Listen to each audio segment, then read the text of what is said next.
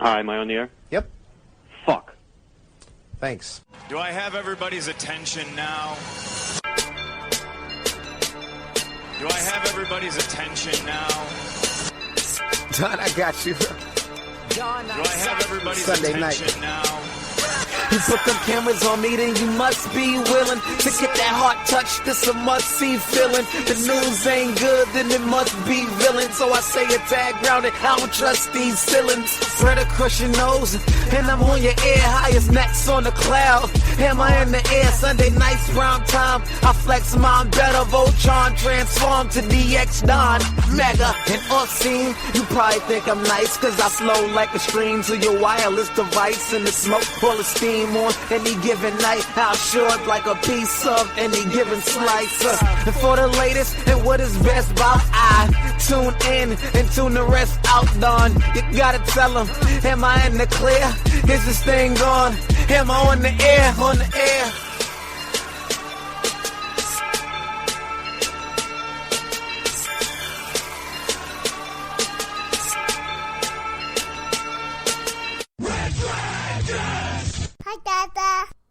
Hello?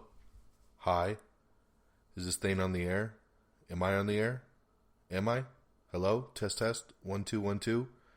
Did you forget about me? I'm back. What is up, everybody? It is Am I on the Air? Holy shit. Do I even remember how to do this show at this point?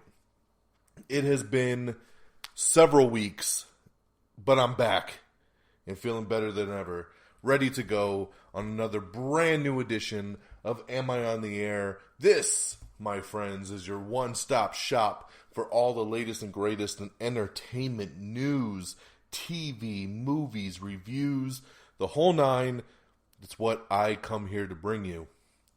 Most of the time on a weekly basis, sometimes things happen and we get a gap. And that's what unfortunately has happened here. My last episode was February 15th. And that was the Lego John Wick episode. So thanks everybody for checking that one out. You had plenty of time to do it. But we're back here tonight. It is March 6th.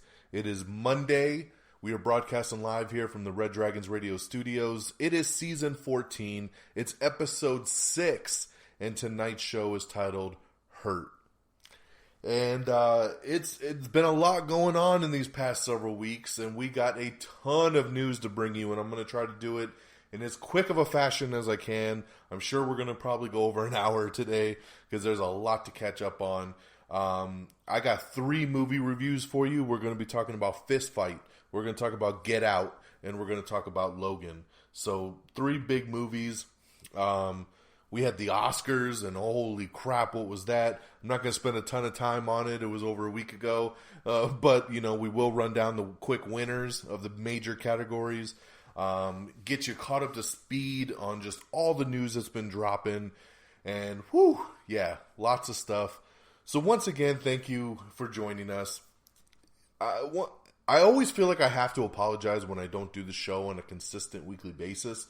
But sometimes y'all got to hear me out in my logic. Because the last episode we did was put out on like a Wednesday. So I always have that dilemma of, okay, if I put out a new episode on a Wednesday, I typically put out a new episode on a Sunday. So then it's only a couple days till I do the next episode. And therefore, what happens on a podcast show like this is, you know, I do this awesome show on Wednesday, and then I put out a new show on Sunday. And the people that didn't get a chance to listen to that Wednesday one just jumped to the newest episode and kind of missed the opportunity to hear the other one. So I don't like to release shows within like a week of each other because it takes away the audience of the previous episode. I hope you're following me there on that. So what I tend to do is, you know, I try to rotate out another week to then catch up. And then what ended up happening was, you know, we had the Oscars, and it was just too late to record that night, so I was going to record a couple days later.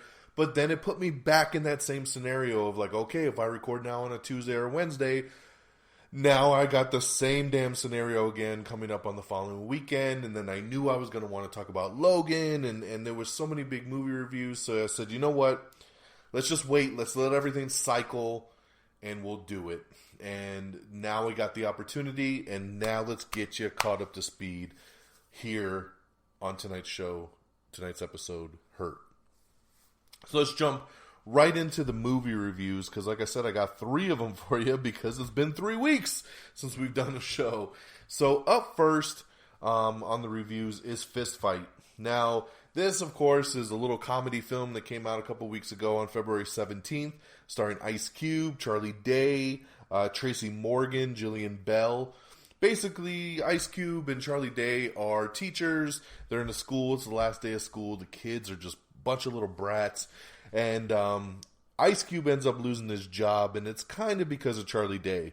So he says, you know what? I don't got a job. I ain't got shit to do. I'm going to fuck you up after school today, so we're going to have a fist fight. And the movie is, Charlie Day trying to get out of doing this fight because he knows he's going to get his ass kicked. I really enjoyed this movie. Now, probably my favorite genre of film is comedies. If you've been listening to my show for any period of time, you know I love comedies. And I always rate a comedy based on how much did I laugh. And I thought this was a pretty solid one. It's pretty generic from a storyline standpoint, obviously. It's just about 2 teachers going to fight after school one day, and one wanting to kick his ass, the other one not. And yeah, hilarity ensues, as we like to say. This film has some pretty big moments, and then it has some pretty moments. But overall, I thought it worked. I thought it worked better than I expected it to based on the trailers. So, and I'll tell you, it was great to see Tracy Morgan back. If you've been following his story over the last several years, you know the horrible car accident he got into, and he basically had to learn to walk again and talk again. And this was the first big theatrical movie with Tracy Morgan back, and he was pretty damn funny in it. So it was great seeing him. Overall, and I hate giving half stars, but overall, I gave Fist Fight 3.5 out of 5, because it was funnier than a 3, but it never quite got me to the hilarity of what a 4-star movie would be, so it kind of falls right in the middle. This movie has some pretty big laughs, and then it has some just okay ones, so I kind of had to fall in the middle there, but I thought it was pretty damn funny. If you're a fan of either Charlie Day or Ice Cube or anybody on the cast, I definitely recommend you check it out. I thought it was pretty damn cool. So 3.5 out of 5 for Fist Fight. Now I'm going to move into my next movie, which was last week's debut and the number 1 movie of last weekend's box office. And this is the directorial debut of Jordan Peele. You know him from Key and Peele. Hilarious dude. Has done a million comedy movies. And he decided to go direct a horror film. So he did this little movie called Get Out. And I started hearing early reviews from Get Out about 2 months ago. And the reviews were outstanding. So it was really starting to raise my expectations. Because I was like, man, everybody's really liking this Get Out movie. And about 2 weeks before the movie came out, it hit Rotten Tomatoes, and it was 100% on Rotten Tomatoes. And I said, out of what? 1 critic? And it was about 20 critics. And I said, okay, not bad, not bad. Another week goes by, some more critic screenings happen, and this thing's still at 100%. Now with over 100 critics screening it. Wow, 100% fresh on Rotten Tomatoes. Okay. So we go and we check this one out, and it's pretty damn good, man. I can see how it has 100% fresh. As of today's recording, it actually is at 99% fresh. Of course, one asshole had to come out and be like, I didn't like it, just to throw off the 100%, which I expected to happen, because there's always someone in this world that just can't let people have their joy, right? Someone's always got to be the bubble burster, and that's that guy who voted negatively, giving Get Out a 99% on Rotten Tomatoes. But this is a really cool movie, basically about an interracial couple going to meet, you've got a black boyfriend, you got a white girlfriend, and they're going to meet the white girlfriend's parents and stay the weekend. And he's feeling a little uneasy about it because he's like, did you tell them I'm black? And she's like, nah, it doesn't matter. My parents love you for who you are. So they go, but there's a lot of weird shit going on in this town. And things are not what they seem to be. Lots of twists and turns, lots of crazy visuals. It's a creepy movie. It's a thriller of a movie. It keeps you guessing all the way through to the end. I enjoyed the hell out of it, man. Jordan Peele knocked it out the gate. I gave a great review on Twitter for this, and actually got a nice little like from Jordan Peele himself. So thank you to my good friend Jordan Peele. And I thought he did an excellent job. I'm so glad for the film's success, because it debuted last week at like $38 million. It did an amazing debut, and I think they made this film for like $5 million. So it's one of these micro-budgeted horror movies that just came out the gate killing it. So Get Out, for me, like I said, absolutely loved it. I gave it 4 out of 5 stars. It's hard to give a movie like this a 5 out of 5, because there's always certain things that you could, think like, oh, they could have done this or they could have done that. But that doesn't take anything away from me. Like I said, 4 is a massive score for me, and this still would keep it at 100% fresh if I was a Rotten Tomatoes reviewer. So 4 out of 5 for Get Out for me. And that's going to lead us to our latest and greatest movie, the new #1 film in America, and we'll talk box office later. But we're of course talking about Logan. Logan is the final movie of Hugh Jackman playing the Wolverine. It's also now the final movie of Sir Patrick Stewart playing Charles Xavier. This movie takes place in the future, in the year 2029. Mutants are basically extinct at this point, and Logan is trying to help an old alien Professor X that is just struggling with dementia, and he's having seizures. And I mean really bad seizures that could like kill you if you're nearby him. It's an intense movie. You knew it would be if you've seen the trailer. You see the tone to it. The Johnny Cash song. That's why tonight's show is titled Hurt. Because this movie has a different flow. It has a different tone, a different feel than what a typical either superhero movie would be or an X-Men movie would be. They were going all out on this one. I knew it was going to be something special from the very first trailer to the second trailer. Of course, we see the debut of Laura, who needs his help, and Laura turns out to be X-23, who in the comic books is the new female version of Wolverine. She has 2 claws come out of each hand, and then a foot claw as well. The young lady that plays her, Daphne Keane, she's incredible as X-23. So good. Hugh Jackman gives an outstanding performance in this role. If the Oscars were next month, I would totally be shocked if this dude did not get an Oscar nomination. The feelings that you get watching this thing are so strong. It is rated R. It is brutal. It is violent. We see Wolverine slashing people's arms off and sticking claws through people's skulls.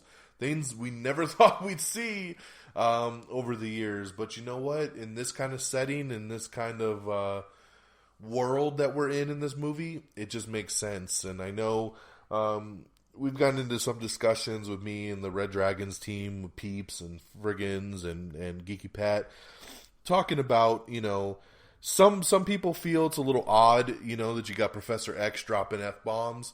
I didn't feel it was odd. I didn't feel it was out of place. I felt going into the movie, this is going to be weird to see Professor X cussing, but I didn't find it weird when I'm watching the movie, and I'm thinking, this is this, 90-year-old man who's dying and has dementia, and he's having these seizures, and he's just basically said, fuck it, to the whole world.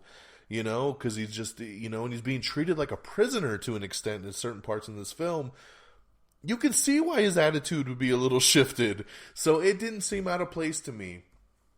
This movie, oh man, I'm going to stay spoiler free, but this thing is just on such another level. And for it being the final film for Hugh Jackman, who has been doing this role since the year 2000, for 17 years, Hugh Jackman has played Wolverine. He has, from all the X-Men films, he has popped up in every single X-Men film, from X-Men 1, 2, and 3. He had that cameo in First Class. Then he was in X-Men Days of Future Past. He had the cameo in Apocalypse. He's had 3 solo Wolverine films now. Of course, X-Men Origins Wolverine, the Wolverine that came out a couple years ago, and then now this one. He's been in so many movies for so many years playing this character, and we basically get to say goodbye in this film. You know, he said he's made it, you know, it's no secret here that he's said, this is my last time playing this character. And it saddens me because he's been so amazing as Wolverine, and I don't want to see him go anywhere. Which is funny on a side note, because he said if Wolverine was part of Marvel's MCU and he could be like in an Avengers movie, he said, I would have stuck around and continued to play Wolverine. So 1 second.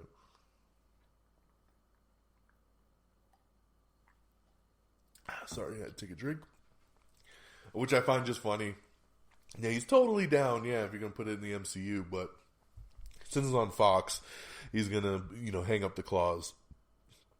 Will we get him again in another Deadpool movie? I know Ryan Reynolds wants him in one, but you says pretty much like, nah, I don't think so. And after you see this movie and you see how it wraps up, it's such a perfect ending to the character that I don't know if you need him to come back to do something, even if it is something silly in a Deadpool movie. I can't rave about this movie enough. We might possibly, don't hold me to this, do an Am I Still in the Air spoiler review for Logan, because there's a lot that we all want to talk about. So that's on the books, and we'll be thinking about doing that one.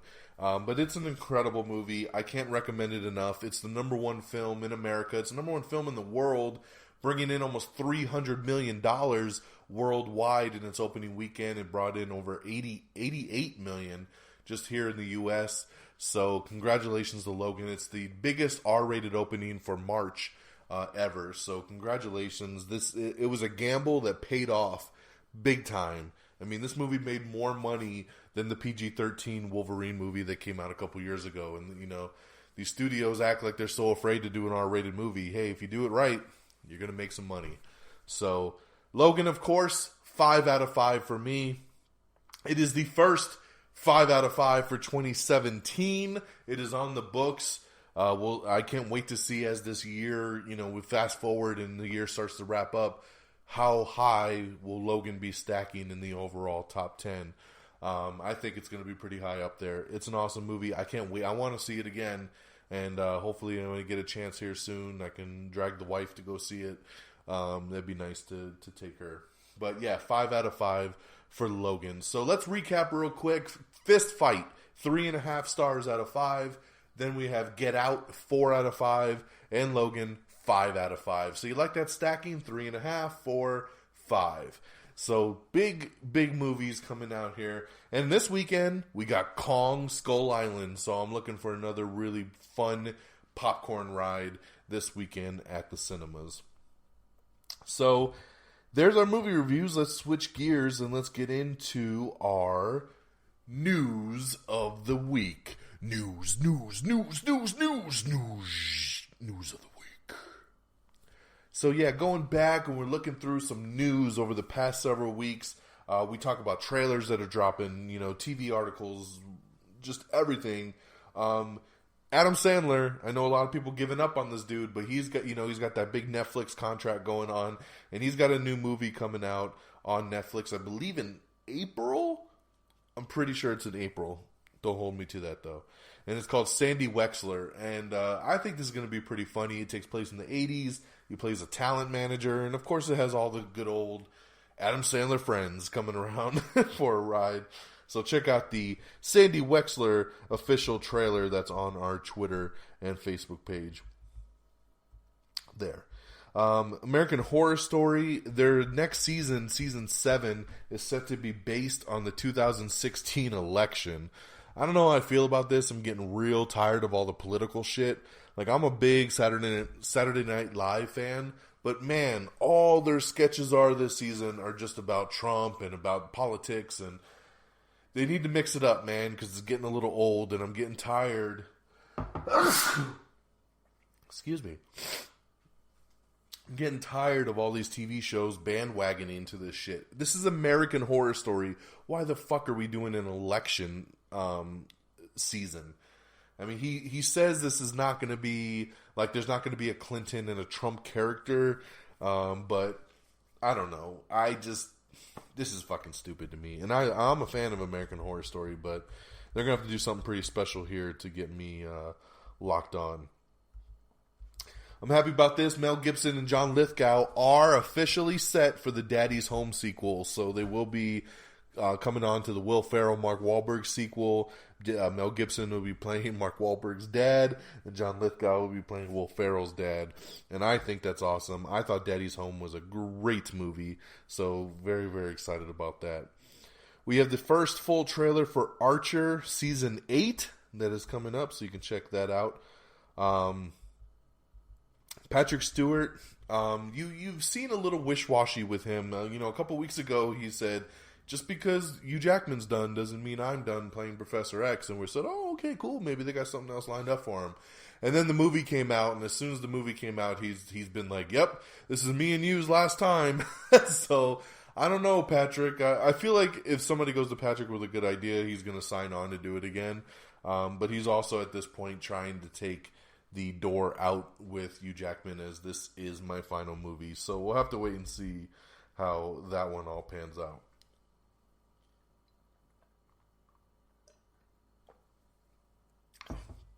Oh, sorry. Mel Gibson, back, man. 2 times now we're talking about him back to back. Mel Gibson has confirmed that he's in negotiations to direct Suicide Squad 2. Pretty damn interesting. Now, don't get ahead of ourselves. Mel Gibson did say we're kind of on a first date here. Getting to know each other, feeling each other out, talking about story ideas, seeing if we get along, seeing if we vibe, and then we'll kind of go from there. So he did, though, confirm, which is always nice because we don't get confirmations a lot in this business. We get a lot of rumors. So it's good to see Mel Gibson say, yes, we are talking about it. So who knows? We'll let you know if they end up coming up with something for Suicide Squad 2. We have the first full trailer for The House, which is a new comedy movie starring Will Ferrell and Amy Poehler. Don't expect Arnold Schwarzenegger to pop up in the new Predator film. Yes, they're filming a new Predator movie right now, which is supposed to be a sequel. And we heard rumors way back that Arnold Schwarzenegger was going to reprise his Dutch role. But now they're saying, no, he's not. But we're kind of feeling like it might be a swerve. But at this point, let's roll with it. They're saying he probably is not going to pop up in this film. HBO is set to bring the David Bowie documentary, The Last 5 Years, to its channel. We have the second official trailer for Colossal, which is the new Anne Hathaway movie where she controls a kaiju monster. So check it out. It looks like a very interesting movie. Sam Raimi is signed on to direct a new film about the Bermuda Triangle. That's pretty interesting. I haven't heard anything about the Bermuda Triangle in quite some time. The Jurassic World sequel is now currently filming, and they just added James Cromwell to the cast. Universal Pictures has just signed Michael Pena to star in a new sci-fi thriller called Extinction. I like Michael Pena. Looking forward to seeing what they come up with here. There's a new action film being done called Ruthless, and it is being advertised as a female John Wick kind of movie. So we'll see. Rumor has it Gina Carano will probably be the female John Wick, but we'll have to wait and see what ends up coming out with that. Steven Soderbergh's new film, Logan Lucky, starring Channing Tatum and Adam Driver, will hit theaters later this summer in August. Kevin Smith is set to develop Todd McFarlane's Sam and Twitch for the BBC America network. Fast 6 star Mr. Luke Evans, who was the bad guy in Fast 6, he's claiming, because we do know that Helen Mirren is in Fast 8, the Fate of the Furious, and he's saying that Helen Mirren's character is actually going to be playing him and Jason Statham's mom. So they're making it a family affair here. The funny thing about this is that it's Luke Evans breaking this news, because how would Luke Evans know when he hasn't been in the movie since the 6th one? But it gives me the idea that he's coming back, and we might actually see Helen Mirren with Jason Statham and Luke Evans kicking some ass, maybe in Fast 9. So we'll have to wait and see. But yeah, at this point, it looks like Helen Mirren is playing the mother of Luke Evans and Jason Statham's characters from the last 2 movies. Cary Fukunaga is in talks to helm Universal's true atomic bomb story that is being currently titled Shockwave.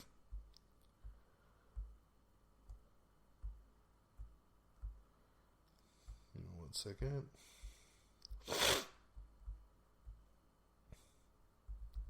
There's a new film being put together called Picnic at Hanging Rock, which is based on a 1967 Australian novel, and they have just signed on Game of Thrones' Natalie Dormer to star on that. There's a new film also being put together from Steve McQueen. It's called Widows, and Viola Davis is already signed, and they just signed on Michelle Rodriguez to star in that as well.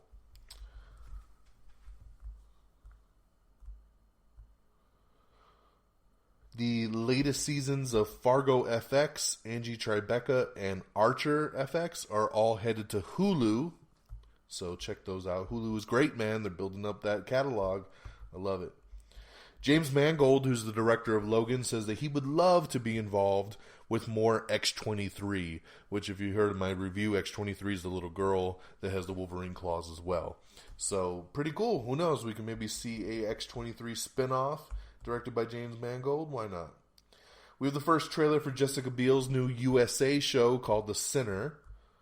MTV is reviving the show Parental Control.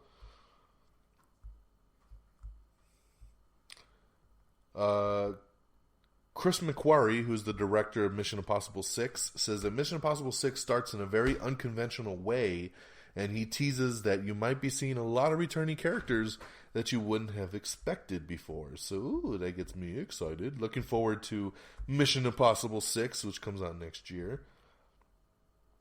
We have the first trailer for Song to Song, which is a new Terrence Malick film.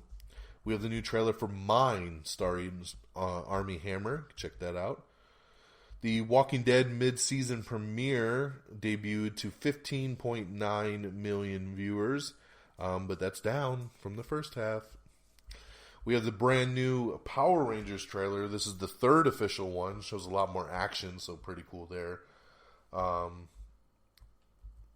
The Conjuring spinoff, The Nun, is officially coming summer of 2018.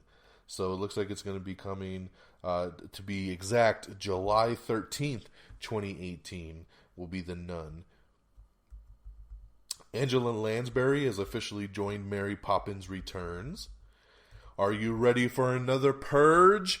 Purge! I love the Purge series. Let's do it again. Why not? So, warning, the next Purge will take place on July 4th, 2018. No other word yet about cast or what the synopsis is, just that it's coming July 4th, 2018. We have the Season 4 official trailer for Silicon Valley over on HBO. And I love Silicon Valley, man. Looking forward to that. Alright, so now we got some cool DC news. Yes, we're moving forward on some DC stuff. The DC Cinematic Extended Universe, the DCEU. You know, it's had its ups and downs. I want the DCEU to be so successful. You know what? I don't care what anybody says. I love Man of Steel. I thought it was a great Superman launch. I loved Batman v Superman. I don't see what the hate is for it at all. Especially the Ultimate Edition. And I really enjoyed Suicide Squad as well. So I'm 3 for 3 in the universe, but a lot of people are not. A lot of people maybe kind of haven't liked anything since Man of Steel.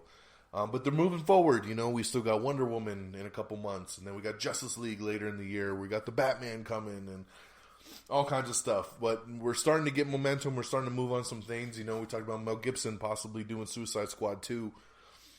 Now, we finally get some word on who's going to direct Shazam. So Shazam, of course, is the movie that was announced years ago. The Rock is supposed to be attached as Black Adam. We have no idea who Shazam's going to be. But we got a director, and that's the director David F. Sandberg, who directed the horror film Lights Out that came out over the summer. And he's directing the upcoming Annabelle 2. He is in discussions to direct Shazam. So, good director. I love when they bring on like these horror guys to handle this stuff. It works. Look what Scott Derrickson did with Doctor Strange. That dude was a straight up horror director, and he killed it with Doctor Strange. Let's keep moving forward. Let's keep hiring some good talent, and let's do some good stuff. So good to see Shazam moving forward with some attention here. Legion's Noah Hawley is going to helm Pale Blue Dot and Buried Bodies dramas for Fox. So Fox is getting a couple more Noah Hawley shows coming up. Lady Gaga's halftime show is the most watched across all platforms in Super Bowl history. That is awesome. Congratulations there. We have the first full season 3 teaser trailer for The Leftovers. Going back to talk about the Batman for a second, let's talk some DC news, because you have to kind of bear with me here, because you know when you do a show and then you have kind of a couple week gaps and you sometimes forget where the hell you were. So in our last episode, we talked about director Matt Reeves being in negotiations to direct The Batman starring Ben Affleck, right? Matt Reeves is going to do it. It's going to be awesome. He's a great director choice. He did the last 2 Planet of the Apes movies. He did Cloverfield. Good stuff. Well, over the last several weeks, we've had kind of a roller coaster ride in this scenario because negotiations fell. They broke down, and Matt Reeves said, peace, I'm out, and we had no director for The Batman again. I said, oh my God, what the hell? What is going on here? And everybody flipped their shit. Couldn't believe it. Said, oh, DC's screwing it up again. How did they, not sign up Matt Reeves? What happened? Blah, blah, blah. I was telling everybody, don't trip. Don't trip. From my inside sources, the word was this was a negotiation tactic. Matt Reeves wanted more money. That's it. Everybody was blowing this out of proportion and saying, oh, we're screaming at each other and it was so heated and blah, blah, blah, blah, blah. No, this was over money. I think they wanted to pay him about $5 million to do Batman, and he said he wanted 10. And they said no. So he said, then I walk. And him walking was a negotiation tactic. They knew Warner Brothers put their own foot in their mouth because Warner Brothers came out as soon as Ben Affleck dropped out.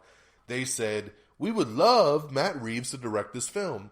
So Matt Reeves knew he had the power when it came to this negotiation. So talks fell down. They broke up.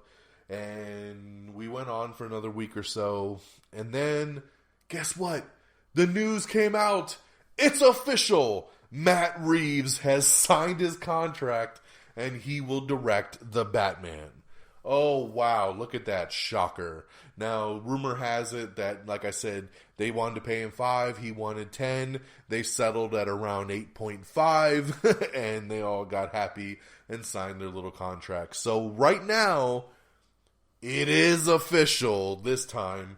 Matt Reeves is directing the Batman movie with Ben Affleck. Now, a lot of people are still wondering, is Ben Affleck even going to play Batman? There's a lot of rumors going around that he wants out. I don't really believe that he wants out. I think he just wants to kind of lay low and just be directed and just get to play a role. The good news was that after they announced that Matt Reeves was going to be directing, Ben Affleck tweeted Matt Reeves a picture of himself in the Batcave from Batman v Superman, and it said, at Matt Reeves, welcome to the Batcave. And Matt Reeves wrote him back and said, thank you, I'm so excited, this is going to be a great adventure. So that, I felt, was a silent confirmation from Ben Affleck to everybody saying, stop tripping out, I'm making the movie, I'm going to be Batman, don't worry about it. So you all can breathe a little bit easier. I think we're okay right now. So Matt Reeves, yes, is officially the director of the Batman. All right, going back to Mission Impossible 6, we're finding out that the movie will explore a very different Ethan Hunt. The director says he wants to show the human side to Ethan Hunt, the guy, the family man, the guy that, who is he when he's not on a mission? The stuff that we haven't seen in the past, 5 movies. So they're going to take some chances and they're going to explore some things, and I think that that's pretty cool when you get into a franchise this deep. So, very, very cool there. J.J. Abrams and Stephen King are working on a new Hulu project. They last year did that 11/22/63 on Hulu, and now they're working together on a new project called Castle Rock. And for those of you that are big Stephen King fans, you know that Castle Rock is the fictional town that a lot of Stephen King's books take place in. This supposedly is going to be a really cool series that ties in a lot of the mythology from all his books into this one town. Maybe you see characters from the books interact with each other. It sounds really, really cool, and I think they're going to do something pretty damn special over on Hulu. So look for that. I think it's supposed to be out before the end of the year. So keep an eye out for that on Hulu. Donald Glover is set to play Simba in Disney's live-action Lion King. So pretty cool there. Congratulations on that. And on top of him playing Simba, he's brought back James Earl Jones to voice Mufasa. So that's awesome. Glad to see him bring back a favorite like James Earl Jones and then bring on somebody new and exciting like Donald Glover. So that's awesome, man. We've got that live action Lion King movie coming pretty soon from Jon Favreau. Approximately 118 million viewers tuned in to watch Fox's live broadcast of Lady Gaga's Super Bowl halftime show. 118 million. Woo! That is crazy. Director Otto Bathurst is in talks to direct a new Robin Hood movie. Why? Why can we not stop with these fucking Robin Hood movies? No one gives a shit. I'm sorry. They're filming one right now with the Kingsman kid, Taron Egerton. Now we got this one, and I just read about another one earlier I'm going to have to talk about at the end of the show. Too much goddamn Robin Hood. No one cares, man. No one cares. Okay, sorry. Moving on. Give me just a second here.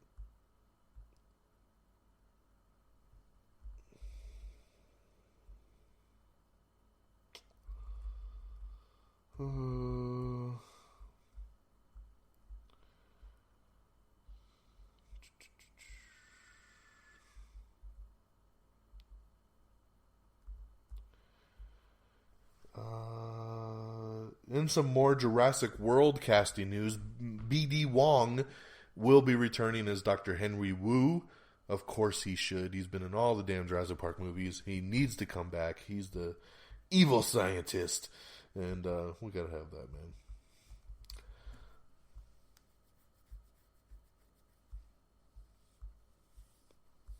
Let's see. TV's first gender non-binary character was introduced in the show Billions over on the Showtime network. I watched this show. I know what they're talking about, and I'm still confused as to what the hell's going on. It's a great show. It's a good character. That was interesting news, by the way. So I'm just going to leave that there. Director Shane Black reaffirms that his new Predator movie will be rated R, as he says, I quote, PG-13 is for pussies. So there you go. Straight from Shane Black's mouth to yours. But that's awesome. Predator should be rated R, so that's great. Keanu Reeves is open to doing a Matrix 4, but he says there are some conditions that need to be met. What are those? You'll have to check out the article on our Twitter and our Facebook page to see what you think. We have your first look photo of the Predator cast as filming has now commenced. We have a brand new trailer for the new King Arthur Legend of the Sword movie directed by Guy Ritchie. We got a pretty cool article up with Keanu Reeves and director Chad Stahelski. They talk about John Wick Chapter 3, what they hope to get done if there is to be a third movie, which I'm sure there will be, because number 2 did awesome at the box office. So let's get a third one going. In our Everything Wrong With series, we got Everything Wrong With the Accountant in 14 minutes or less. We got an official release for the Terminator 2 Judgment Day. Yes, this is new news. They're doing a 3D re-release. Yes, they have remastered Terminator 2, converted it to 3D, and the new 3D version of Terminator 2 Judgment Day is scheduled to come out on August 25th. That's awesome. I will go check this out. Terminator 2 is one of the greatest movies of all time. Let's make a day out of it. Kerry Washington responds to some Deadpool 2 casting rumors. Yes, there's a lot of rumors going out that she might have tried out for Domino. She's playing coy, but she also says, hey, if they want me, they can have me. So, hey, Kerry Washington would be an interesting choice, but she's definitely a good one. So, who knows? Let's check that one out later.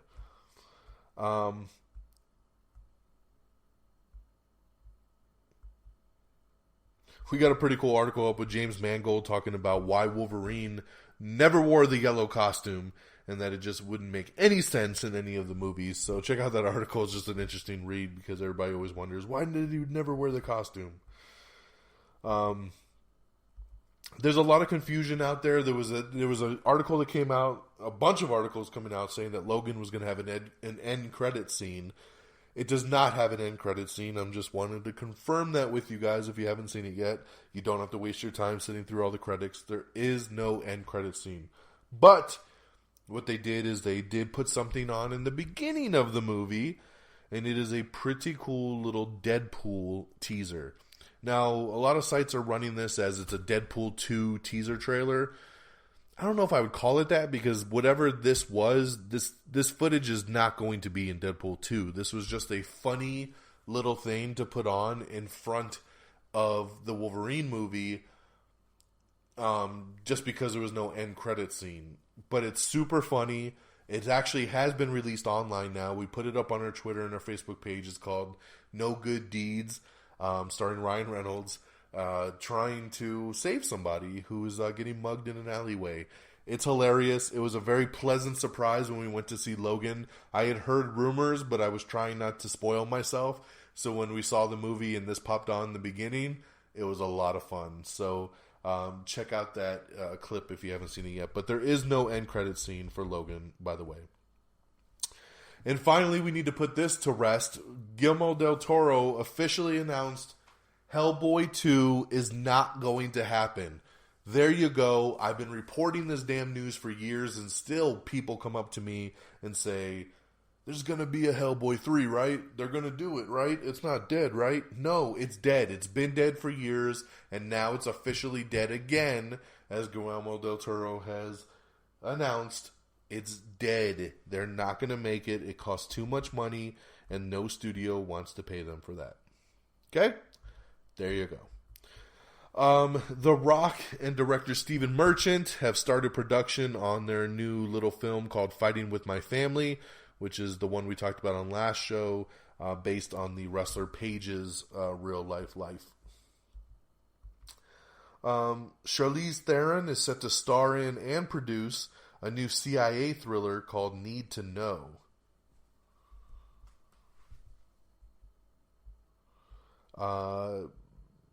James McAvoy teases his return to the X-Men franchise later this summer. So who knows what this is for? Fox has been really quiet on the X-Men front all of a sudden. So we don't know if this is X-Force, New Mutants, another X-Men movie. The chick who plays Jean Grey, she said that they're filming a new X-Men movie later this summer. So I'm assuming that's probably what this is. But hey, just give me more X-Men and we're all good. The TV show The Mick, starring Caitlin Olsen, has been renewed for a second season. And I just got to say, I checked this show out. I didn't know if I would like it, and I love it. The Mick is hilarious. So I'm glad to see that a little kind of throwaway comedy that they just kind of dumped mid-season did very well and is now getting a second season. So it's funny how that turns out sometimes. But she's hilarious on this. I know a lot of people love her from Always Sunny in Philadelphia. I just can't get into that show. But she's great in this, and I think this is a hilarious show over on Fox. So glad to see The Mick getting picked up for a second season. That show, Castle Rock, that I told you guys about with Stephen King and J.J. Abrams, has officially been given a 10-episode order from Hulu. So they'll be doing that in 10 episodes. Game of Thrones star Ewan Rowan, I hope I'm saying his name right, has just joined Marvel's The Inhumans show. And he's going to be playing the character Maximus. So I've seen a picture of Maximus. He looks just like the guy. I think it's great casting. So Marvel's Inhumans is now currently filming, by the way. And remember, the first 2 episodes will be screened in IMAX. And then after that, it will be an ABC show like Agents of S.H.I.E.L.D. So they're going all out here on Inhumans. I can't wait to see what they end up coming up with. Speaking of other Game of Thrones stars, Alfie Allen has just been added to the cast of the Predator film. We have the full list of your 2017 Writers Guild Award winners.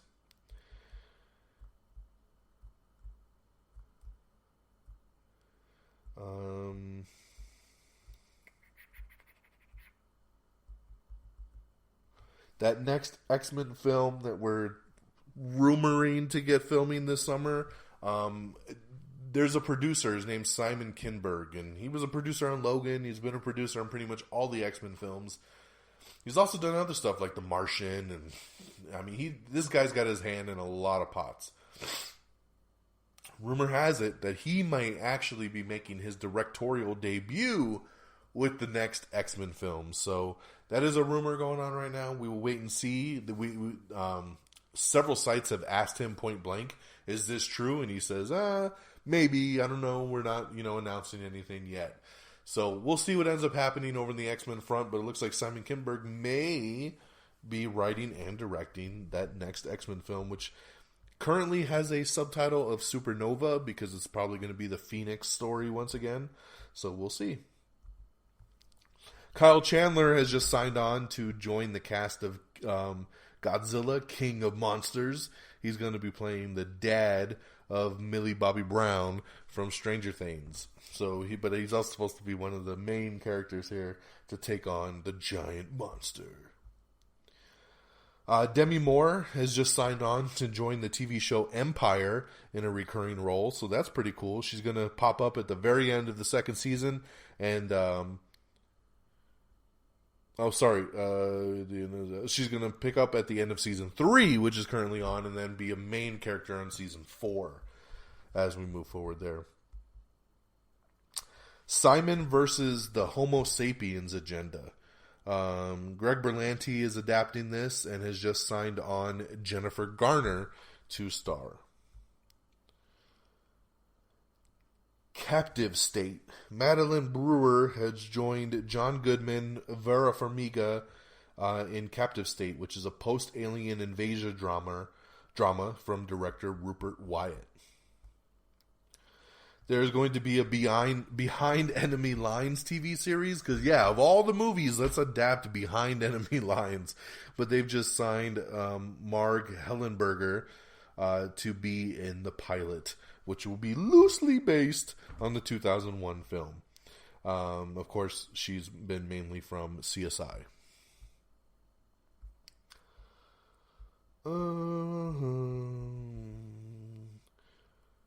Wrath of the Titans writer Dan Mazow is scripting the Van Helsing movie that will be a part of Universal's Monster Universe.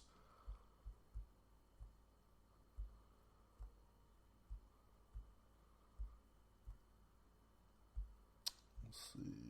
Days of Our Lives has been renewed over on NBC for like the 75th season or something crazy like that. So congratulations to them. An original cast members returning to Agents of S.H.I.E.L.D. in April. So keep an eye out for that. I'm not going to spoil it for you. Will Ferrell says that there are no plans currently for a Step Brothers sequel. So that makes me sad because I love Step Brothers and I would love to see a sequel. But thanks for the confirmation. It's good to know that, that that's just not the plan right now. And for all the people that are online, I see more than any other movie, people online saying, man, did you know there's a Step Brothers 2 coming? I don't know where they're getting this information, but stop it. I hope this puts to rest a lot of those rumors. There is no Step Brothers 2 coming anytime soon. Martin Scorsese's new film, The Irishman, which he's currently working on with Robert De Niro, is in talks to move over to Netflix. So this is pretty cool. Netflix is in negotiations to buy the movie and add it to their distribution list. Netflix has been on fire lately doing this. They're going around just like any other studio in Hollywood and buying up scripts and buying up properties that they can debut on the Netflix service directly. Like Will Smith's new movie, Bright.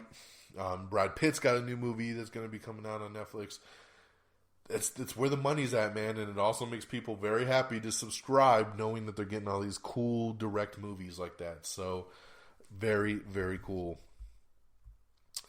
The new Star Wars film, The Last Jedi, has confirmed that there were several scenes shot in IMAX. So that's pretty cool. So that we're going to get the nice IMAX screening for Star Wars. Tom Hiddleston discusses his return to Loki and just talks about the new Thor Ragnarok film. So pretty cool little article there. Check that out. We have the first trailer for the upcoming documentary Born in China from the Disney Nature. So check that out. We have the first trailer for Rock in a Hard Place, which is a HBO documentary starring Dwayne "The Rock" Johnson. Rock rolls! Lots of rock, baby, all over the place. So HBO new documentary, kind of, this is a serious one here. Rock in a Hard Place. Check that out.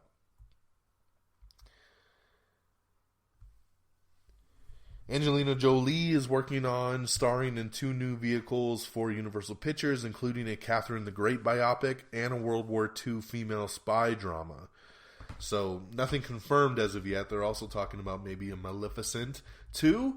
So, we'll wait and see on that. Jamie Chung has been cast in Fox's new X-Men series. You know that they're working on this new series that is going to be tied to the movies a bit. And Jamie Chung is going to play Blink, which I think is great casting. We saw a little bit of Blink in Days of Future Past in the very beginning. So this would be cool to see her addition to the show. So that's awesome. Jamie Chung is a great addition. Louis C.K. will debut 2 new specials over on Netflix later this year.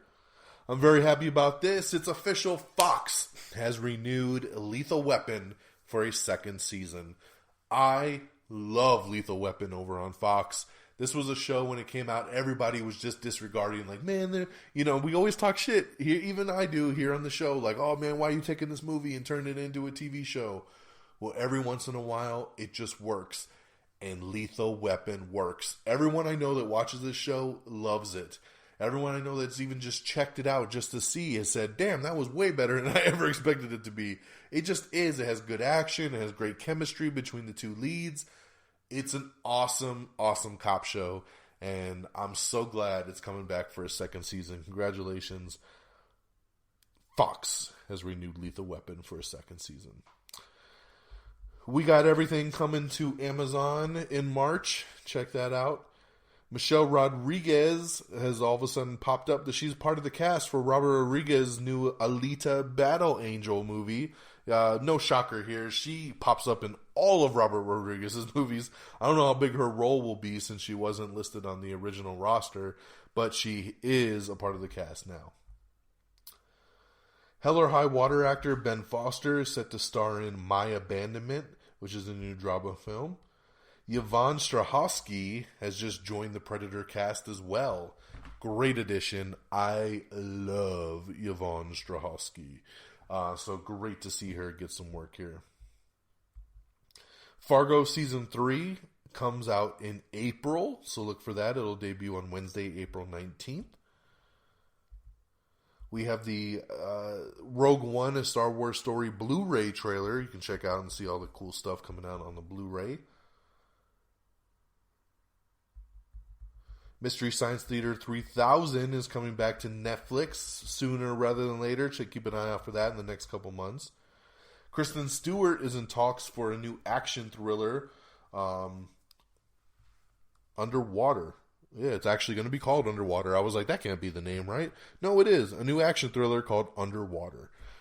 The Twilight star Kristen Stewart's in talks for a new action thriller film over at 20th Century Fox called Underwater, about a trapped group of scientists. So there you go. Charlize Theron goes atomic blonde in a new action thriller from John Wick director David Leitch. David Leitch, who of course is now moving on to direct Deadpool 2. He directed Atomic Blonde and starring Charlize Theron. This movie was originally titled The Coldest City, and based on a graphic novel, and then they've now officially changed the title to Atomic Blonde. I'll be looking forward to this, man. Anything the John Wick guys are attached to, sign me up. Fox has also renewed Star for a second season. Joe Carnahan, who is a director and writer, he wrote the script for the Uncharted movie, and he says that his script is actually rated R, and it's got some crazy action sequences that he really hopes stay in the script when they film it. So I don't know if they would make an Uncharted movie rated R, to be honest. Even though his script is R, I just don't see them doing that to Uncharted, but we'll see. We got a pretty cool article up of Brie Larson talking about playing Captain Marvel. Like we talked about before, going back to Joe Carnahan again, Joe Carnahan and Frank Grillo are doing the remake of The Raid, which I think is going to be really awesome. We have a pretty cool video posted, which is the official Alien Covenant prologue film. It's called Last Supper, and it's just a little 5-minute video. It's posted up on our Facebook and Twitter page. Check that out.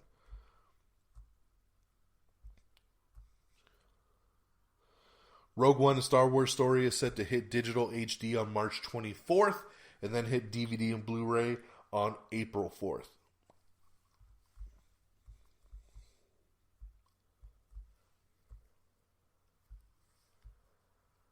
One second here. Like I said, I'm going through 3 weeks worth of news, man, so some of this stuff just isn't relevant anymore, so I have to choose when I'm skipping over here as we kind of make our way through.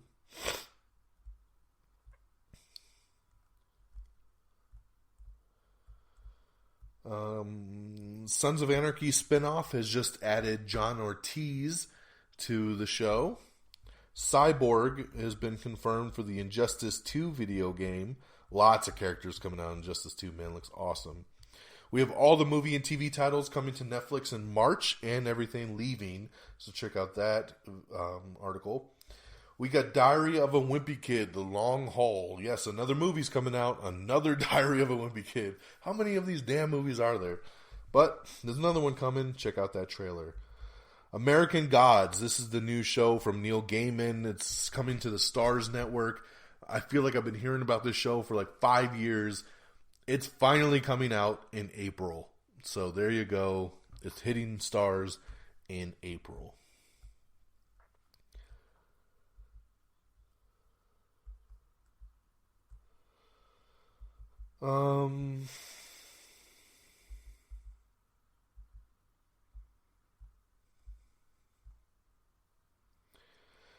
The show 6 over on the History Channel has officially been renewed for a second season. So congratulations to them. They're going to begin actually a little bit of a bigger second season with a couple more episodes there. Rob Zombie is set to have a voice cameo in Guardians of the Galaxy Volume 2. Just his voice. Lauren Graham is set to star in a new Fox comedy pilot. Matthew Broderick has been cast in Katrina, an American Crime Story, which is the second season of the show that did OJ the first season. Now they're doing Hurricane Katrina. So congratulations to Matthew Broderick joining there.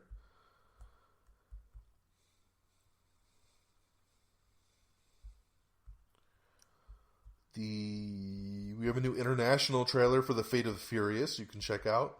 Beyonce had to drop out of Coachella because she's pregnant with twins, and her doctor said, oh, hell no. So, sorry about that.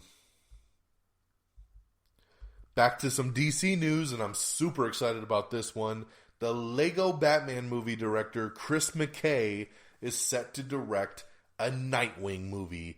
Yes, Nightwing is coming to the DCEU. I'm super pumped about this.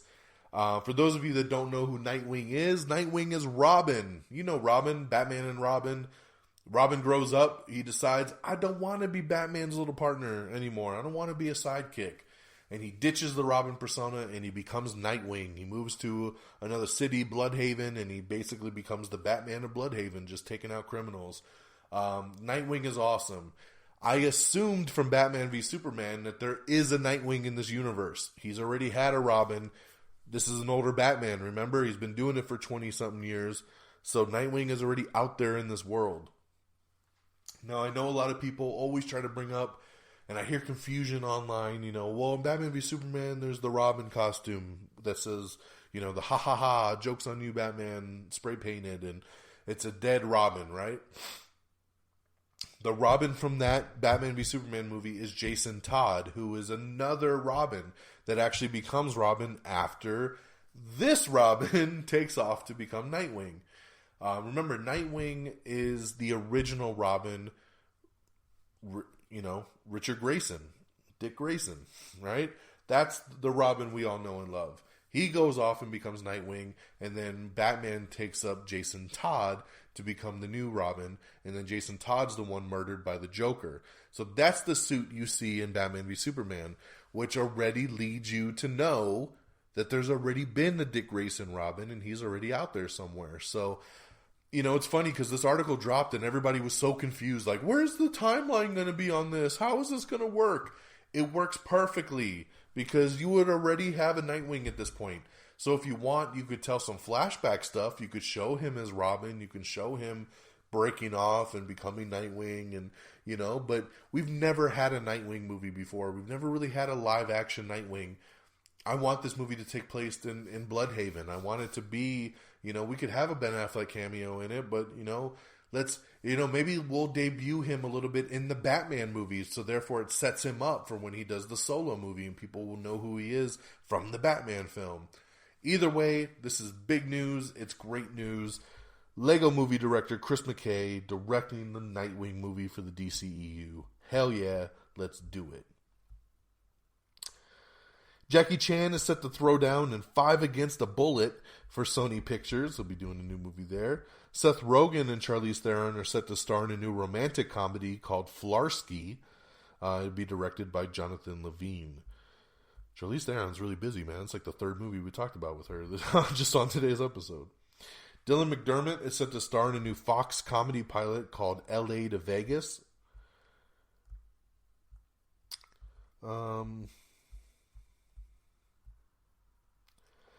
Captain Fantastic director Matt Ross will direct a new sci-fi thriller called Tomorrow and Tomorrow. Sean Levy and his company are set to adapt Kendar Blake's The Three Dark Crowns. I don't know anything about that, but it's coming if it rings a bell for you. Let's see here.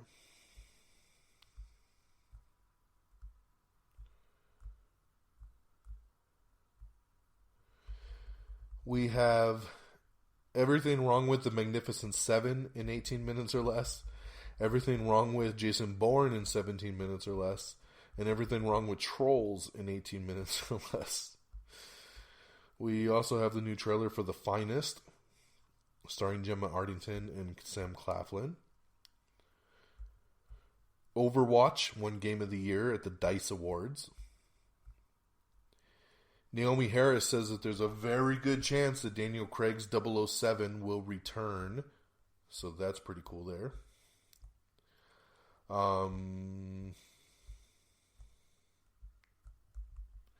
Marvel's Guardians of the Galaxy Season 2, the animated series, will debut on Saturday, March 11th. So look for that this weekend.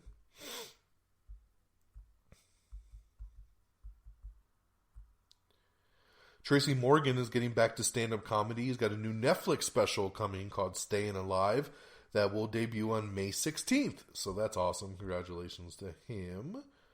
Marvel Games says that they're going to be telling original stories, so they are not held to canon. So pretty cool, man. Like, I would like the games to kind of follow canon, but at the same time, you know, give us just some really cool games that are open to be whatever we want them to be. Cress Williams has signed on to star as Black Lightning. Yes, we talked about this before. The CW is doing another DC Comics character. This time it's Black Lightning. And Code Black and Heart of Dixie star Cress Williams is set to play Black Lightning in the upcoming show. Also produced by Greg Berlanti, as usual. We have everything coming to the Stars channel in March of 2017. Gambit producer shuffles out some details on when we can expect the film. Yes, they're still saying Gambit's coming. There you go, friggins. It's still supposedly on the way. They are hoping that the script will be right by the end of the year, and they'll start shooting in 2018. That's pretty sad. This movie was supposed to be out in 2015. And now they're not even going to film till 2018, which means they're not going to come out to 2019. We might actually get Green Lantern before we get Gambit. So we'll keep you posted on that one. Supposedly Channing Tatum's still locked in. So an expanded Arrow, Flash, Supergirl, and Legends of Tomorrow crossover is being planned for next season. They said that it will fully integrate all 4 shows. They're going to do an expanded crossover event, which sounds awesome to me. CBS has officially canceled and pulled the plug on Katherine Heigl's new show, Doubt. Yeah, it is done. It is off the schedule. See ya. Daniel Kaluuya, who stars in the new film Get Out, he has also joined that new Steve McQueen heist thriller Widows. We have the new trailer for Wish Upon.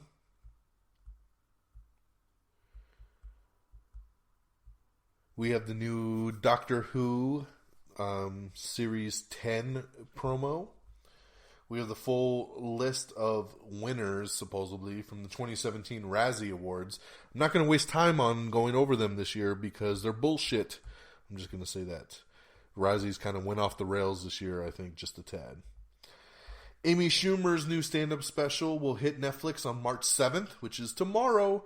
And also Marvel's Iron Fist. It comes out later this month as well, so looking forward to that. Russell Crowe has been courted by the Deadpool creator to play Cable, and he sounds pretty down. He said, hey, if they want me, they know where to find me. I'd be down, but it sounds like the rumors that are going on right now is that they do not want Russell Crowe, so it doesn't look like that is moving forward at all. Let's see.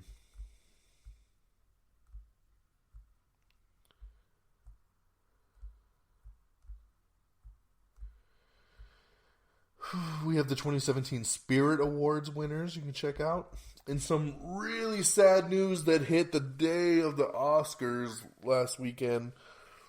We lost Bill Paxton.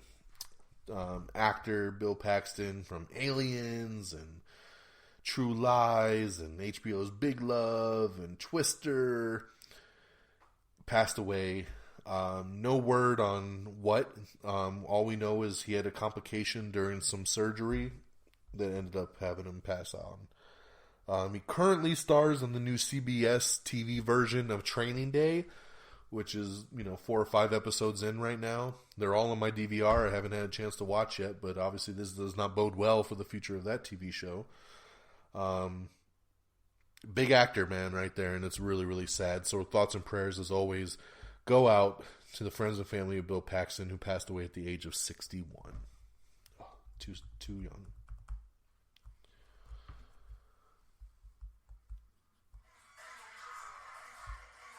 Let's see here. All right. So, sorry about that. Let's see here. Moving on through. Excuse me, man. Been talking too long. The voice is starting to go.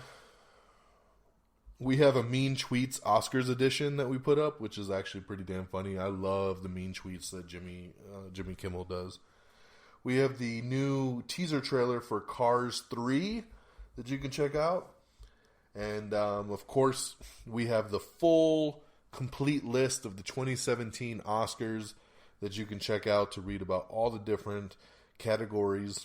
And, man, what a crazy ceremony it was. Like I said, I'm not going to spend a ton of time on it, but that Best Picture flub, if you didn't hear about it, they announced that La La Land was the Best Picture. And as everybody was rushing the stage and talking about, thank you, and we made it, and da-da-da-da-da-da-da, there was a lot of people scrambling on the back of the stage. And then it turned out it wasn't La La Land. It was actually the movie Moonlight. The envelope got mixed up, and Warren Beatty, who was a presenter with Faye Dunaway, they had the Best Actress envelope in their hands. And Warren Beatty opened it up, and he was kind of like, this doesn't look right. And he showed Faye Dunaway, and all she saw was the La La Land on there and read it, causing mass confusion. But it was the wrong envelope. Under the best envelope was Moonlight. So a very big flub that will probably go down in history as the worst mess-up in Academy Awards history. I feel very bad for the La La Land people who thought they won and then had to give it back. And I feel bad for the Moonlight people that kind of lost their moment in the mix-up of all the hell that was going down. So, yeah, kind of crazy that night, man. But it was a really good telecast. I mean, usually the Oscars are pretty boring, to be honest, but Jimmy Kimmel did an awesome job hosting, and up to that point, it was a really good ceremony. Justin Timberlake kicked off the Oscars with a performance of his Oscar-nominated song from Trolls. He did a little "Can't Stop the Feeling." And like I said, I'm going to go down some of the main categories just real quick.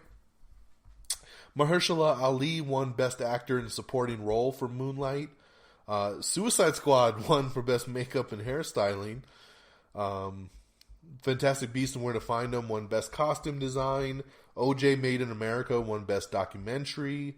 We heard the Moana song. Alia Cavallo sung the Disney song for How Far I'll Go, which was nominated for an Oscar and should have won, to be honest. But she did great. The Oscar for Best Sound Editing went to Arrival. Hacksaw Ridge won for Best Sound Mixing.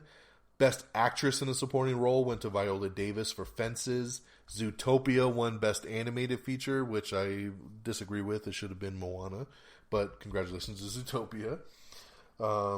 Best Visual Effects went to The Jungle Book. I'm glad that won. That was kind of a no-brainer. That movie is nothing but visual effects. Best Film Editing went to Hacksaw Ridge. During the Oscars, we got to see the first official trailer for Bright, which is that new Will Ferrell movie directed by Will Smith movie directed by David Ayer, which is coming to Netflix in October. La La Land won for Best Cinematography. La La Land also won for Best Original Score. They also won for Best Original Song for City of Stars. Best Original Screenplay went to Manchester by the Sea. Moonlight won Best Adapted Screenplay. Kenneth Lonergan won Best Original Screenplay for Manchester by the Sea. Damien Chazelle won Best Director for La La Land. He's also the youngest director to ever win. Casey Affleck won Best Actor for Manchester by the Sea. Emma Stone won for Best Actress for La La Land. And once again, Moonlight won Best Picture at the Oscars. So congratulations to all the winners of the biggest night for movie lovers. And in a really funny retweet that I had to retweet later that night came from Mr. M. Night Shyamalan himself, the great director there. He wrote a tweet that said, "I wrote the ending of the Academy Awards 2017. Jimmy Kimmel, we really got them." So that was awesome. I thought that was hilarious because it was almost like a movie twist, right? La La Land wins. No, it's not La La Land, it's Moonlight. So, pretty funny. Just crazy. Crazy.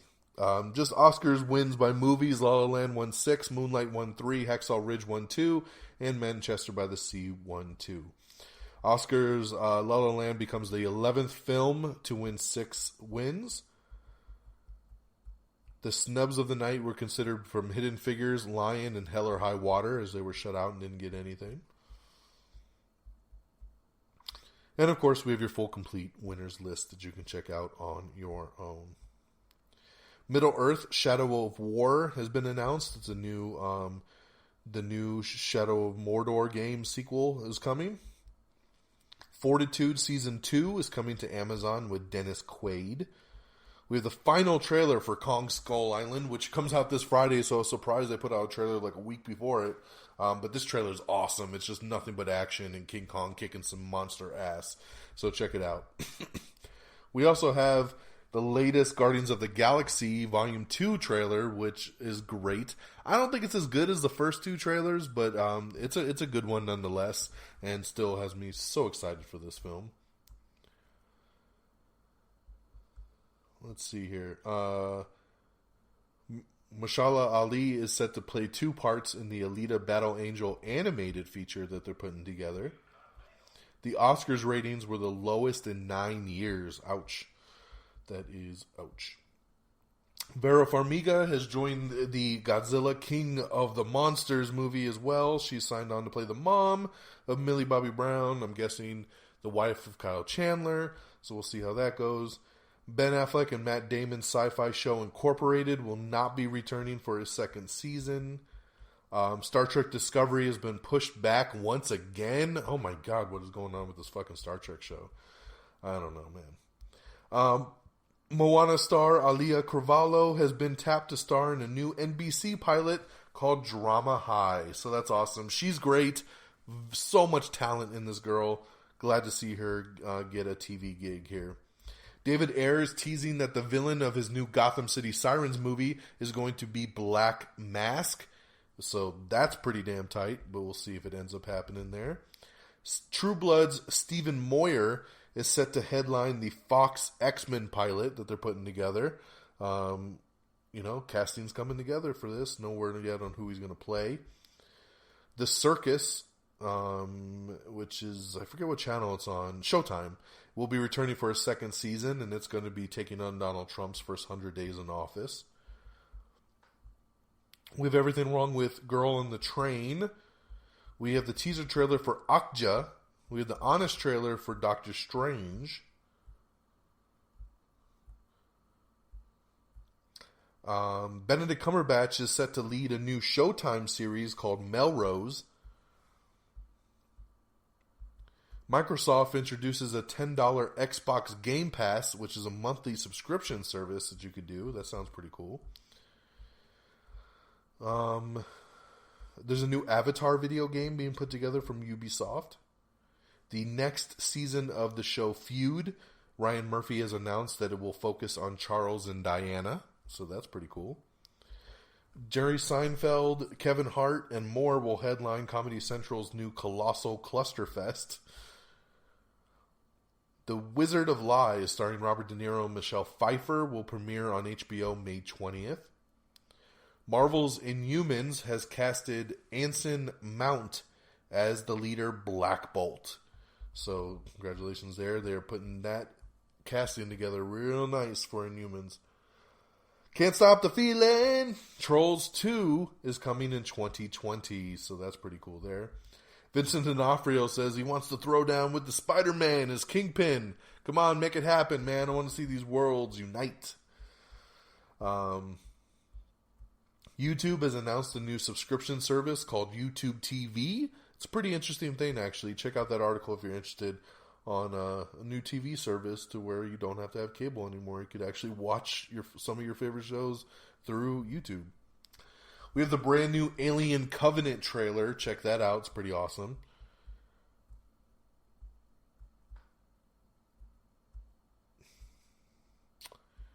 Let's see here.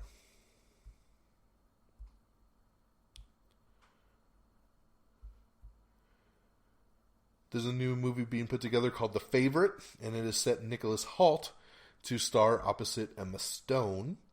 Sean Teal, who stars on Sci-Fi's Incorporated, is going to be playing a new mutant in the new Fox Marvel pilot once again. So they're stacking this thing up once again. Shamar Moore, formerly from Criminal Minds, he's returning to the network to play the role that Samuel L. Jackson played in the SWAT movie for the new SWAT TV show. So pretty cool there. Rita Wilson has joined Fox's Sheldon Turner drama.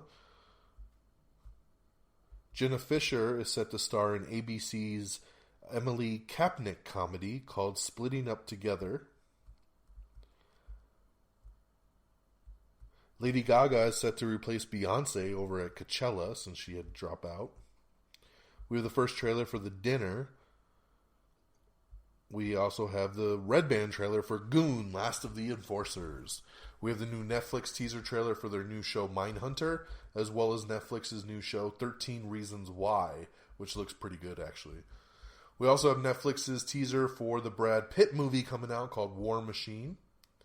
Wolf of Wall Street actor P.J. Byrne has joined Dwayne The Rock Johnson in the Rampage movie.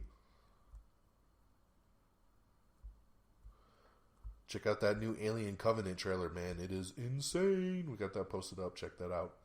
The Obamas clinch a reported $60 million deal for their memoirs. Whew, lots of money there. The Big Bang Theory original cast members have reportedly taken pay cuts in order to get Melissa Rauch and Mayim Bialik raises. This was actually really, really cool when I read into this, that if they were only signed up through season 10 and they're looking to renew for another couple seasons. The original 5 cast members make almost $1 million an episode. What they have all suggested is that each of them will take $100,000 off of their salary. So there'd be an extra $500,000, pot basically. And then that will get split to go towards the other 2 cast members, Melissa Rauch and Mayim Bialik. They'll each get another $250,000 apiece. So, excuse me, take another drink. So that's pretty cool. Taking off some of their salaries to give to them. They deserve a raise too. Both of those girls have been on the show now since season 3, I believe. Season 3 or 4 as full-time cast members. They should be almost just as high as the original 5 at this point. I'm just saying. But I love seeing that, solidarity between the teams like that. We have the brand new Guardians of the Galaxy Volume 2 poster. Check that out on our Instagram. It looks pretty awesome. Lots of stuff on our Instagram. Go search Am I on the Air and make sure you follow us on Instagram. Katy Perry and Orlando Bloom split after 1 year together.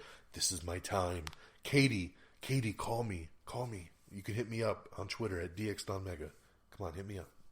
So, now's my chance.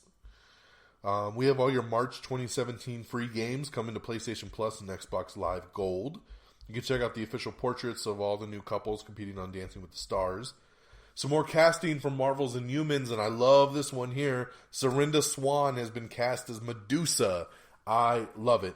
Serinda Swan is so hot. So hot. She's so sexy. I don't know why this chick is not in more things. She only pops up every once in a blue moon. I don't know why. But this makes me happy that she's joining the MCU and she's going to be a part of Inhumans. I love it. Thank you, Serinda. Thank you so much. So, let's see here. What else we got? Bella Thorne, Joel McHale, and a whole bunch more. Bill Skarsgård, Coleman Domingo, Maud Apatow. They're all signed on to join the movie Assassination Nation. Cool. It was a good cast. We got the brand new Pirates of the Caribbean poster and trailer.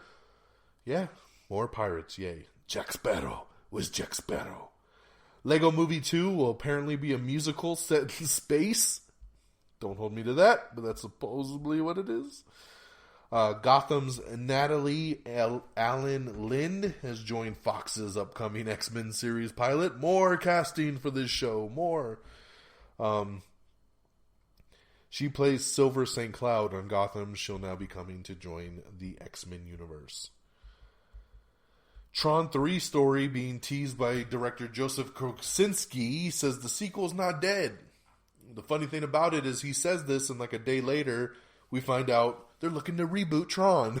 So I think his sequel might be a little dead, but we'll have to wait and see. USA cancels the new freshman drama Eyewitness. Supposedly, James Mangold hints that they might release a black and white version of Logan down the road. You know, because all that promotional material was in black and white. So for some reason, they think, let's just give everybody a black and white version of the movie. iZombies Raul Coley says that they said he's been cast and he's going to be coming to Supergirl, where he's going to be playing Jack Sphere, who might be a potential villain. The Christopher Robin film has gotten a rewrite from Spotlight's Tom McCarthy. We got the new Red Band trailer for Chips that you can check out. Chips comes out in a couple weeks. Check out the Red Band trailer. A lot of people hating on it. I thought it was pretty funny. We have another new Netflix big movie coming out, Sandcastle, which stars Nicholas Hoult and Superman himself, Henry Cavill, coming to Netflix, set in the Iraq War of 2003. Gossip Girl alum Chase Crawford has joined the show Casual over on the Hulu network.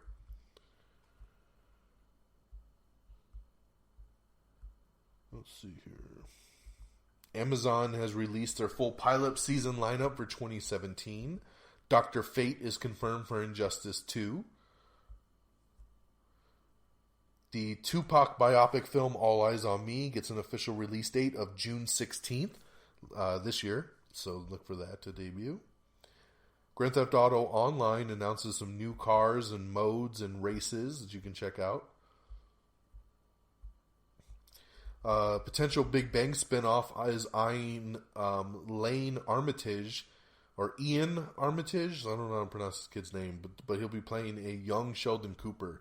Yes, they're looking to do a spinoff of Big Bang around a young Sheldon Cooper. So I don't know, man. I don't know if this will fully go through, but it looks like it's moving. DuckTales has been officially renewed for a second season over on Disney XD. Flip or Flop is getting a major renovation of its own. It's getting 5 spin-offs. They'll be doing the show all over different cities with different couples. So look for that if you're a fan of that show. Game of Thrones actor Alexander Siddig has been cast as Ra's al Ghul over on Gotham. Mary Murphy is returning to be a judge on So You Think You Can Dance over on Fox for season 14. Marvel's Inhumans has also casted Ken Leung as Karnak. An Ellen DeGeneres hosted game show is heading to NBC. Amy Acker has also joined the Fox X-Men Untitled show as a female lead. They're saying opposite Stephen Moyer, so they might be playing the parents. Leah Remini aims to return to broadcast television in the new NBC pilot called What About Barb? I love Leah Remini, man. King Queens is one of my favorite shows, so I'll check her out in the new show for sure. Grant Show will assume the role of billionaire Blake Carrington on the CW's Dynasty reboot that they're doing that we really don't need. Black Lightning has also casted China Ann McClain and Nafessa Williams. They'll be playing the daughters of Black Lightning. Rumor has it that David Arbor from Stranger Things is being eyed for the role of Cable in Deadpool 2. I never would have thought of David Arbor. He's great as the sheriff in Stranger Things. He's also an actor that's popped up in a million different movies. He's old. Once you see this dude, and you start watching older stuff, you'll be like, hey, there he is again, there he is again, there he is again. He pops up all the time, whether it just be one scene or a couple scenes. The dude's a great actor. I never would have thought about him as Cable, but I kind of like it. And supposedly he has screen tested for the role, so no word on if, an offer has been made, but don't forget that name because you might be seeing it confirmed. Video game news, we're turning the game Sleeping Dogs into a movie. And what's the best way to kick that one off the ground? You cast Donnie Yen to play the lead role. Yeah, that's right. Donnie Yen will play the lead role in the Sleeping Dogs movie. That's awesome. I'm on board. We're going to have to wait a little bit longer to see Jason Statham's giant shark movie, Meg, has been pushed back to summer of 2018. It was supposed to come out early 2018. Now I think it comes out in August. So that sucks because I'm looking really forward to Meg, but we're going to have to wait on that one. A new Wizard of Oz horror film is being based in the universe. Yeah. Transformers, they're getting a Bumblebee spinoff. We've talked about this before, and now it's landed a director. As Travis Knight, the director of Kubo and the Two Strings, his first live-action movie will be the Bumblebee spinoff. So congratulations to him locking this one down. We have the new Alien Covenant Red Band trailer. Watch out. Don't show your kids. Patrick Stewart, who went from saying, I'm not done playing Professor X, to saying, yeah, I'm retired playing Professor X, also this past weekend went on to say, I would consider reprising Professor X for a Deadpool movie. So, there you have it. I told you, Charles Xavier, Patrick Stewart, just show him the money, cut him a check, and he'll be there for you. So, who knows if we'll see him in a Deadpool movie, but it's good to see that he'd say, I'd reprise the role probably for that. Hilarious. Ryan Gosling is set to adapt Jeff Lemire's The Underwater Welder. Okay. The Han Solo movie has added Michael K. Williams in a key role, so that's great casting. He's always great in everything he does. Arnold Schwarzenegger has quit The Celebrity Apprentice after just one season. He says, yeah, I'm done. I'm done. You're fired. I'm fired myself. I'm going to get to the chopper. I don't want to do the Celebrity Apprentice anymore. Nobody watched it. And just Donald Trump will be making fun of my ratings. So, yeah, that's a little bit of what happened. So, moving on here, we got your first look at Emily Blunt as Mary Poppins from Disney's Mary Poppins Returns. She looks awesome. Check it out. We have the full casting list of Marvel's The Inhumans. Check out everybody there.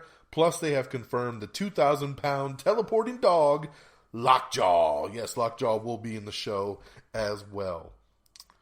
Jared Leto is in early talks for the Tron reboot. This is what I was talking about, man. The director of Tron, the second Tron, came out and said, the sequel's not dead. We're looking into some options. And then Disney comes out like a day later and says, I think we're going to reboot it and we'll bring in Jared Leto. So, no word at all if they're planning on bringing anybody back from the last Tron movie, but we'll have to wait and see how this one pans out. Star Wars Rebels has been renewed for another season. Season 4 is on the way. Lizzie Kaplan has joined Michael Pena in the new sci-fi thriller Extinction. Lizzie Kaplan is a great addition to any movie. The Crown's Vanessa Kirby is set to join Tom Cruise in Mission Impossible 6. Liam Neeson is also in talks to join Viola Davis and a bunch of others in that new heist thriller Widows. Redliners. Hannah Ware joins drama from Charlaine Harris. Boss star Hannah Ware joins the cast of the upcoming NBC drama Redliners from True Blood author Charlaine Harris. Let's see here.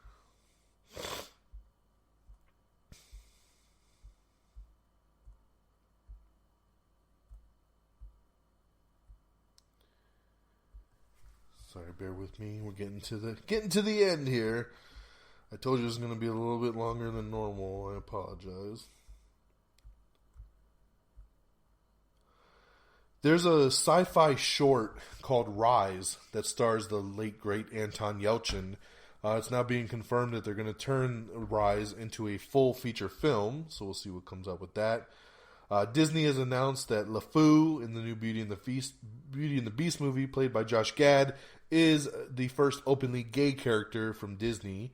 So, Josh Gad is very proud to be playing the character. Like I said, we released that Deadpool 2 teaser that played before Logan. You can watch that if you're interested. We have the brand new Fate of the Furious poster that you can check out.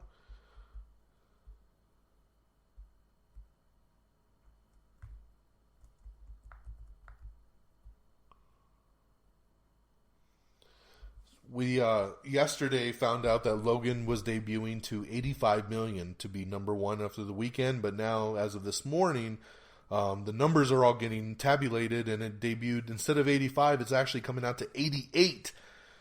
So it made even more money. So great job to Logan there. Just killing it.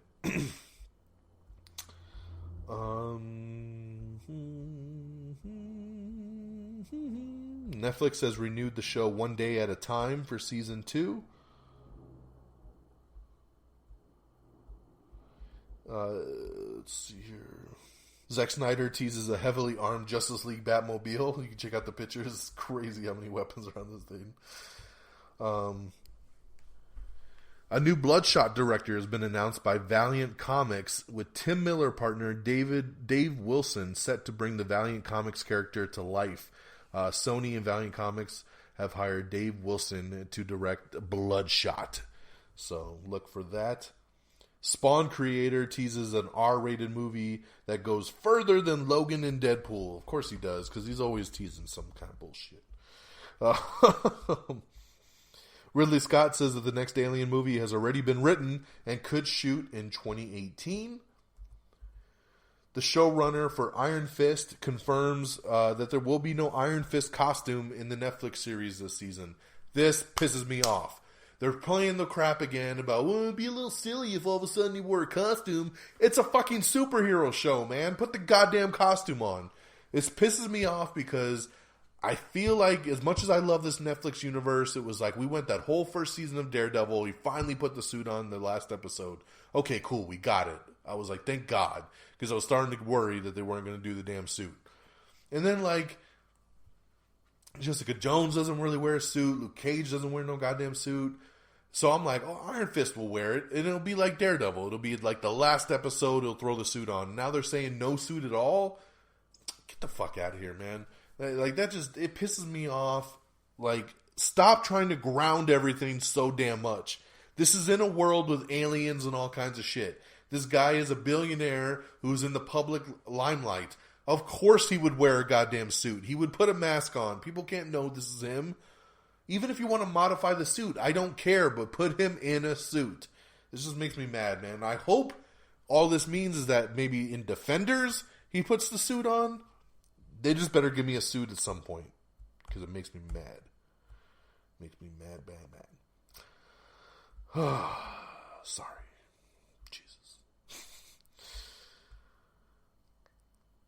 The USA Network, they have a new show called Unsolved, and it's being focused on Biggie and Tupac, and they have cast Wavy Jones and Mark Rose as Biggie and Tupac respectively. So pretty cool casting there for that. Margot Robbie is set to headline a new Robin Hood film over at Sony Pictures, and this is what I was talking about earlier. Who gives a fuck? Why do we need another Robin Hood? I don't understand. And lastly, Anna Faris and Eugenio Derbez, sorry if I messed up your name, man. They're going to star in a remake of Overboard with a gender swap twist. Because, oh yeah, why not? Why not? Why not? But there you have it, ladies and gentlemen. There's all your news. Whew! That was a lot to get through, and that's why I hate taking 3 weeks or more to do a show, because now we're over an hour and a half and I gotta wrap this baby up. So on DVD and Blu-ray as of tomorrow, Moana, Jackie, Incarnate, and Man Down all hit Blu-ray tomorrow. In theaters this week on Friday, Kong Skull Island, like we talked about earlier. I'll be checking that one out. And here's your box office. Coming in number 10 is La La Land with $3 million. Number 9, 50 Shades Darker with $3.5 million. Number 8, The Great Wall with $3.5 million. Number 7, Hidden Figures with $3.8 million. Number 6, John Wick Chapter 2 with $4.7 million. Number 5 is the debut. It's the new movie Before I Fall, bringing in just $4.9 million. Number 4 is the Lego Batman movie, bringing in $11.7 million. Number 3 is another debut. It's The Shack, bringing in $16.1 million. Number 2 is Get Out with $26.1 million. This movie dropped only like 28% from week 1 to week 2, which is outstanding, especially for a horror movie. These movies drop like 60-70% week 1 to week 2. This is word of mouth right here, baby. Get Out, bringing in another 26.1. And of course, your number one movie, we just talked about it, even bigger than we thought as of yesterday. Yesterday's numbers said it made 85.3. It actually made over 88 million. So congratulations to Logan, bringing in 88 million just in the U.S. And another couple hundred million worldwide. It's already hitting the $300 million mark. So congratulations to Hugh Jackman. We thank you once again. Thank you. Hashtag thank you, Hugh Jackman, for everything you've done for us as Logan. The Wolverine, you have been amazing, and we love you in this role. Professor X, if this is your last, you as well, Sir Patrick Stewart.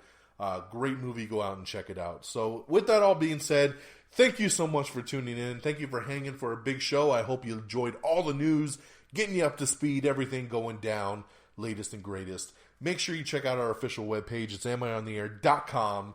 That's where you check out the show, listen to Am I Still on the Airs. You can look at movie reviews. You can check out the box office stuff, trailers. It's all there, amiontheair.com. Of course, like us on Facebook at facebook.com/amiontheair. Follow us on Twitter at amiontheair. At twitter.com/amiontheair. You can follow me directly at dxdonmega. Of course, you can follow us on Instagram. Like I said, follow our feed. We got lots of good stuff going on there. We are available on iTunes. If that's your thing, go find us. Just search Am I on the Air. We got a link on our webpage, amiontheair.com, to find our iTunes feed if you need. If iTunes is not your thing, don't worry. We're all over the place. You can subscribe to us on Google Music Play. We're on Stitcher, Spreaker, TuneIn. We're all over the place, so check us out on all those different formats. You can even stream our episodes on YouTube, usually about a day or two after the show drops. So, and that's youtube.com/amiontheair, of course. So you can find us all over the interwebs there. And of course, our great affiliates at reddragonsradio.com, where you can find all kinds of great podcasts. Check out reddragonsradio.com. Follow on Twitter at reddragonsradio. And that'll do it for me, ladies and gentlemen. Once again, it is March the 6th. We are caught up to speed. Thank you so much for your patience. Thank you so much for tuning in. Spread the love. Tell all your friends and family if they want to be caught up to the latest and greatest in entertainment news, that they just need to listen to this podcast right here. Am I on the Air? And until next time, y'all. Peace! Bye, Daddy. Red Dragon! Red Dragon!